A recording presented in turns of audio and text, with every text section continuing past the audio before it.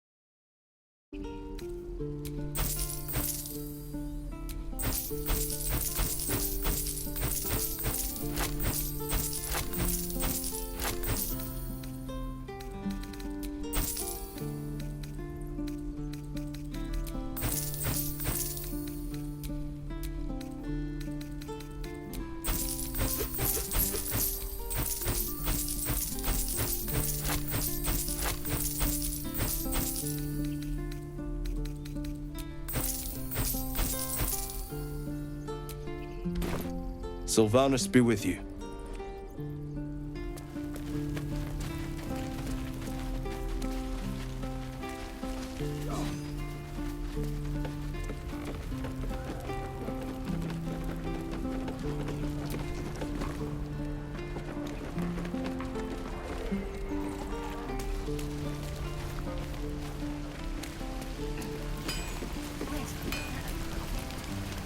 Looking for steel? I have, well, something close.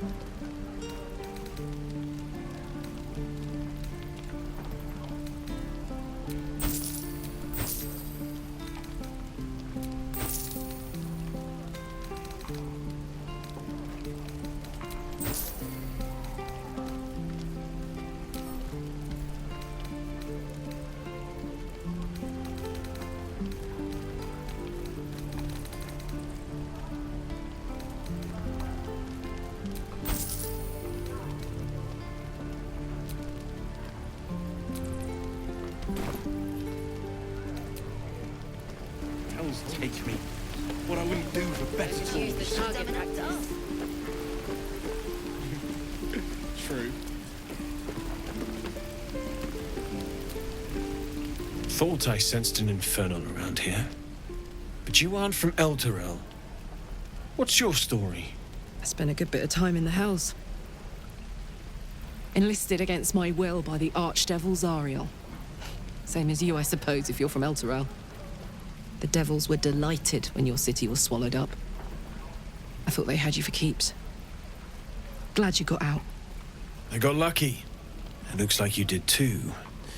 And you brought some infernal machinery with you. A little gift from Zariel. Keeps me burning hot. Very hot by the smell of it. Might be burning out a piston ring or leaking oil. Mind if I take a listen? Be my guest. But don't get too close or your eyes will melt shut.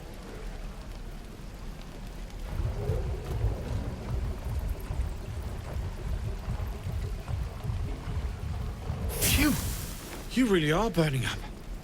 Whoever put that engine together tried to house metallurgized demono valves inside a Ragnak's alloy casement. Very risky. I might be able to help, but I'd need infernal iron. And a prayer that my hammer will survive the work. That thing isn't meant to operate outside of Vernus. I'm not sure how much longer it'll keep running the way it's going. Will you be able to turn down the temperature a little? Worried I'm gonna go in for a handshake and singe someone's arm off one of these days. I'd worry about surviving the night first. But help one, help both. If we can cool you off, it'll stabilize your engine and allow you to touch whomever you please. Hey, soldier. I think we picked up some of that infernal iron already. What say you? Should I give it to him?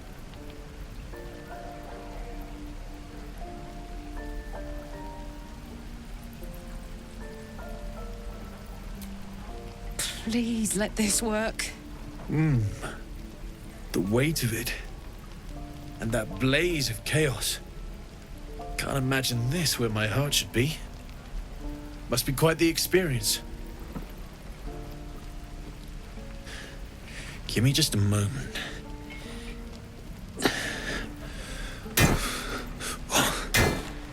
And I think...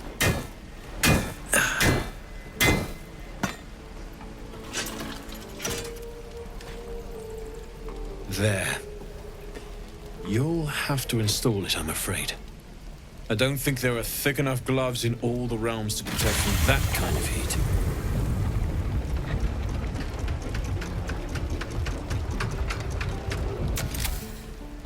That feels... good. I'm still burning hot as hell's hole, but I feel less... changeable. Cheers, mate. Pleasure. And as for the heat, I haven't got any solutions now, but I'm not giving up. Could be if the combustion chamber had its own insulation, or if we had some kind of enchanted coolant. Find me again in Baldur's Gate.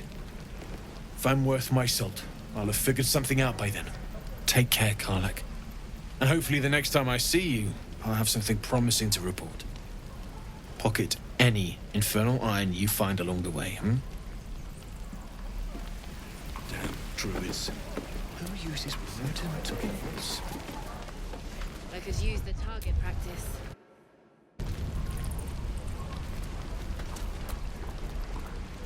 Damon's upgrade didn't cool me down, but it did juice me up. I don't think I've ever felt more powerful.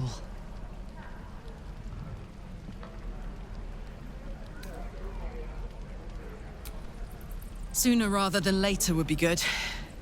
I feel like I'm burning serious fuel.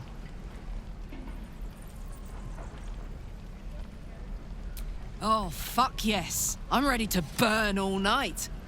Speaking of, I could eat a giant badger. Is it almost time for dinner?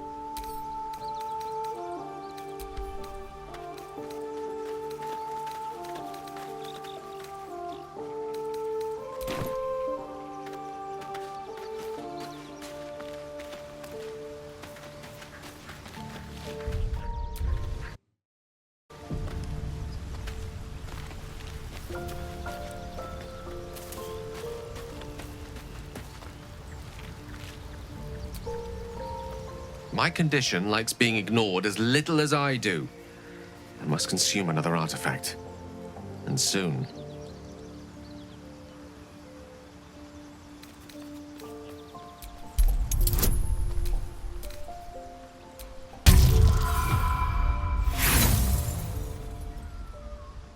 I sense you don't quite appreciate the urgency of the matter.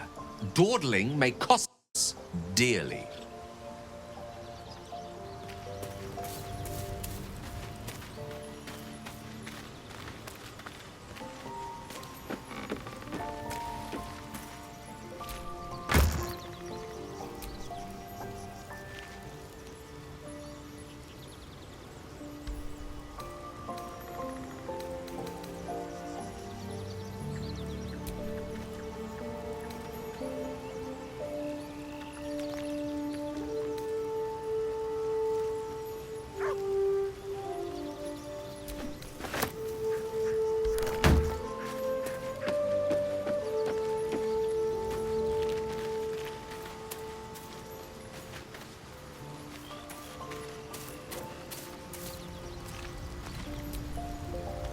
What's on your mind? Apart from finding me an artifact to consume, which I assume you're pursuing with the appropriate urgency. That is most gratifying to hear. May I?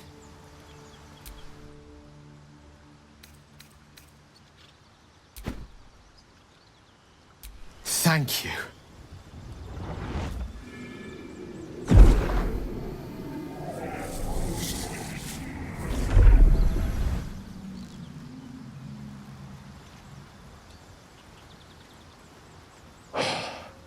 Good gods. It hardly has any effect. Oh, Mistra, have mercy on us all. Listen, I need to speak to you, to all of you. It would be unconscionable of me to remain silent.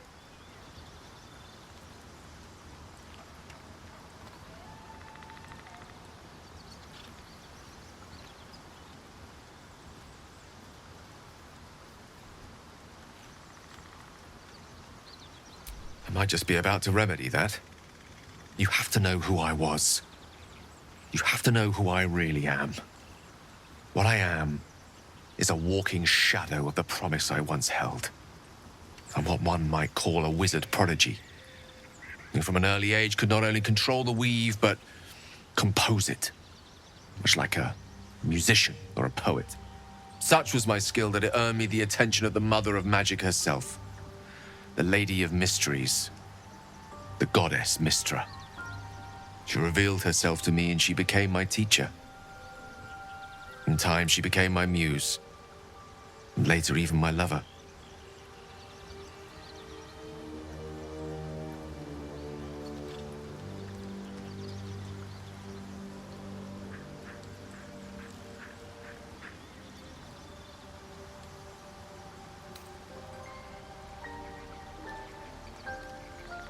I am, after all, the villain of the tale. We enjoyed each other's company. Body, mind, and soul. But even so, I desired more. You see, no matter how powerful a wizard we mortals can become, we never scratch more than the surface of the weave. Mistra keeps us in check.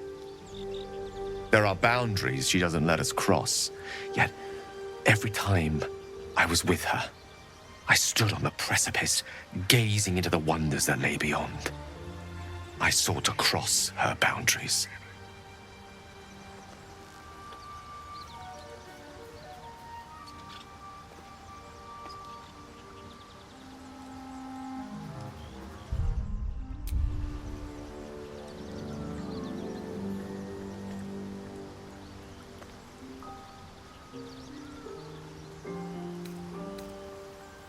Though not, I think, my methods. I tried to convince her. I pouted. I pleaded. Swore my ambition was only to serve her better. But she only smiled and told me to be contented. But inconceivable as it seems to me now, I shared a bed with a goddess, and yet I wasn't satisfied. so I sought to prove myself worthy to her instead. We come now to the crux of my folly. Shall I share the story behind it, or would you rather head straight to its sordid finale?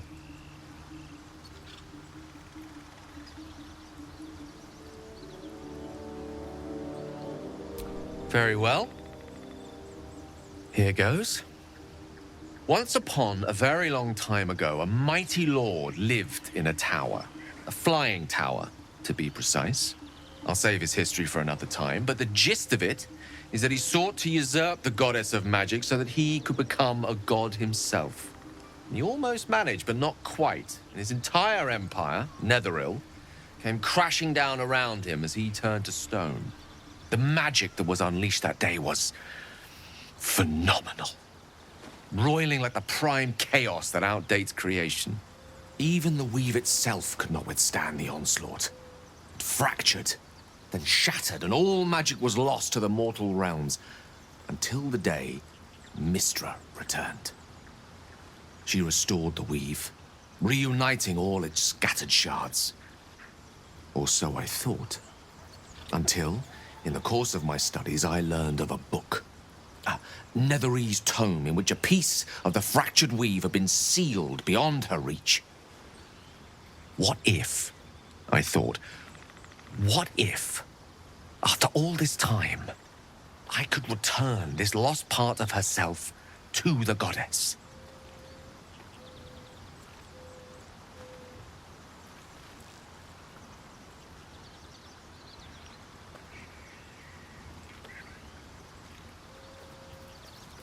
The answer was to try. And the outcome was to fail.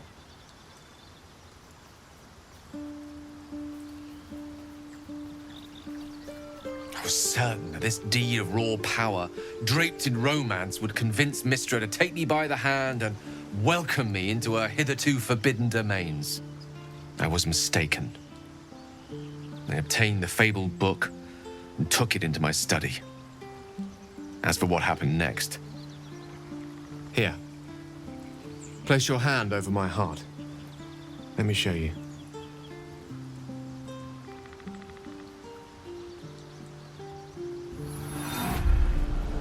You feel the tadpole quiver as you realize Gale is letting you into the dark. You see through Gale's eyes, staring down the corridors of a dread memory. A book, bound, then suddenly opened. Inside there are no pages, only a swirling mass of blackest weave that pounces. Its teeth, its claws, it's unstoppable as it digs through and becomes part of you. And gods, is it ever hungry.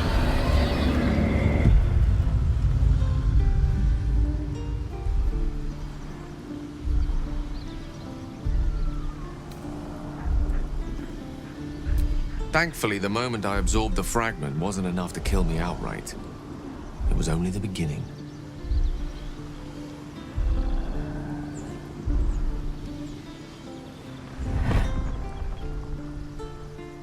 This Netherese blight, this orb, for lack of a better word, is balled up inside my chest. And it needs to be fed. As long as I absorb traces of the weave from potent enough sources, remains quiet. Were it ever to fully destabilize, however.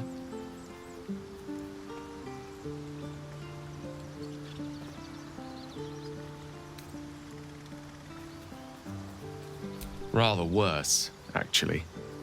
I will erupt. I don't know the exact magnitude of the eruption, but given my studies of Netherese magic, I'd say even a fragment as small as the one I carry, it'd level a city the size of Waterdeep.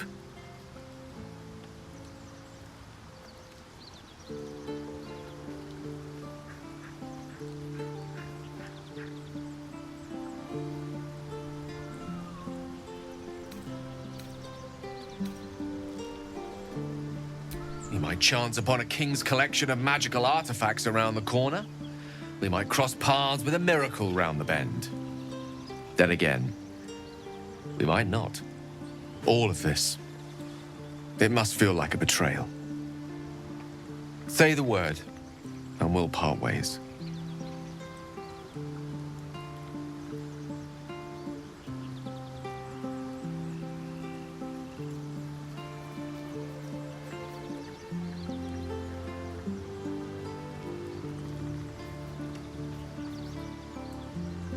That is a great relief. Oh, a great relief indeed. You truly are a soul that steals my own. From all my new rallied heart, I thank you. I thank you all. I understand if you stand against me. I'm humbled if you stand with me. Either way, I will do my best not to let you down. I stand at a precipice, but if you do not give up hope, neither shall I. I'll fight. I'll resist as long as I can. Now, even I am tired of the sound of my own voice. Let us venture forth.